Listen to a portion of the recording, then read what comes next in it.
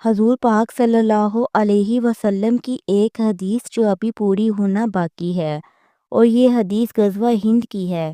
جس طرح مسلمانوں نے 900 سال تک اپنی ملٹری کیمپین کو بلڈ کیا قسطنطنیہ کو فتح کرنے کے لیے، اسی طرح حضور پاک کی یہ حدیث اس کے مطابق ایک مسلمان فوج جو ہندوستان کو فتح کرے گی اور دوبارہ یہاں اپنا علم لہرائے گی، یہ محمد بن قاسم والی فتح نہیں ہوگی۔ اس مسلمان فوج کا نام حدیث شریف میں واضح لکھا گیا ہے۔ جب یہ فوج ہندوستان کو فتح کرے گی، پھر یہ فوج فلسطین جائے گی، جہاں اس کا مقابلہ اسرائیل سے ہوگا۔